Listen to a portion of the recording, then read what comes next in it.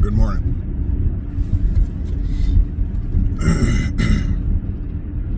4:46 a.m. January the 18th, I want to say. I'm gonna put this on your mind. Remember that person you thought you were gonna die without? You know, that person in the relationship that just had you hook, line, and sinker. They were all you thought about every day, all day. And then you argued, fought for months and months on end, both trying to prove that the other is the cause of the breakup. You said some of the worst things to each other, and then only to try to make up again, and then repeat the cycle every week, every day. Remember that person?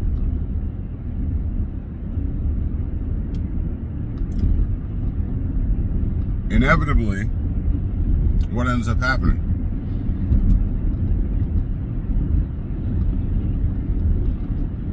Inevitably, a week goes by, 2 weeks go by, a month goes by, and then 3 months and 6 months goes by, and you find yourself focused on yourself, going to the gym, your children, and every once in a while you have a little sting in you, of that memory.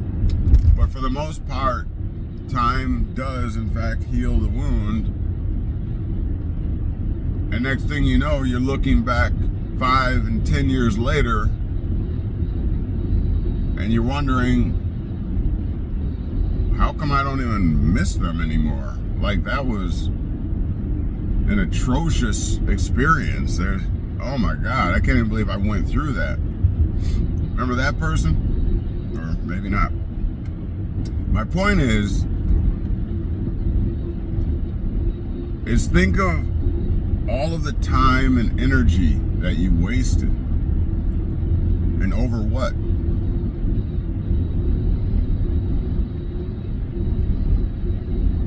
So, what was that 3-6 month period about anyways? If they're no longer present in bodily form in your life, but you don't regret or miss that anymore, then what was it that you were struggling over in the first instance then, during the 3 to 6 to 9 month battles you were going in? I mean, just every day, cutting each other down, sending text messages, voicemails, audio files, messengers. What was all that about then? If you can today completely be over their bodily presence, then what was that during those tumultuous times? Well, I contend those incidences were merely ruts and grooves that you have formed in your mind, because anything you do for 20 to 30 days becomes or builds new synapses in the mind. New neurotransmitters. That's how habits are formed. And so what you did was essentially got rid of the habit of that individual. What is the habit? It's what you've created in your mind. Yes, there was some physical or sexual interaction as well, but again, for the most part, after that 3 month, 6 month, 9 month, okay, you got over the sexual experiences and physicality, right? But that mental, that was the hardest one to get over. The feeling of rejection, or is this individual going to replace me with somebody else. See, it was always, for the most part, the thoughts you had. And you would rehearse them thoughts for 30 days, 60 days, 90 days, and you're building these new neurotransmitter connections in your mind. It's really mind, as they say, over the matter, right? You thought consistently it's going to be this, you know, they're going to find somebody and they're going to be better than me, you know, and I'm going to be all alone. And most of the time you find out that stuff is not even true, right? Not even true. It was all in your head. You know, if they were abusive, if they were a terrible person, then they're still probably a terrible person to the next individual. And you might hear stories, and then you'd be like, oh my God, I'm so glad I got out of that. I know that girl or that guy is going through hell with them, right? Because if they were bad, they were bad. They're still bad. If they were terrible, a terrible human being, they're still a terrible human being. You know, if they were narcissistic, they're still narcissistic. So all of those thoughts that you were having, everything you milled about in your mind, and all of the boogeymen that you created turned out not to be true. And here you are today.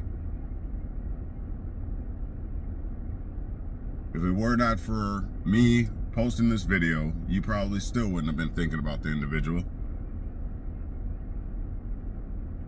And so that's what is real, y'all. It's the idea of individuals that we fall in love with and we build connectivity with in the mind. That's where the real battle is, as it's said. The battlefield is in the mind. And so that's what we need to address as we move forward in productivity and into growth in life, is the mind.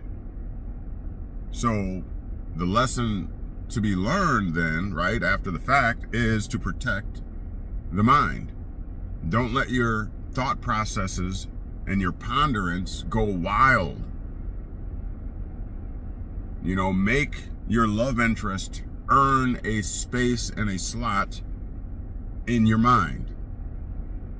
Don't give that up freely. That should be the lesson learned. All right, with that being said, hopefully this helps somebody today. At least gets you to think. And when you know better, you'll do better. All right, with that being said, now you've been made free. The question is, what are you going to do with it? We'll talk to you next time. Peace.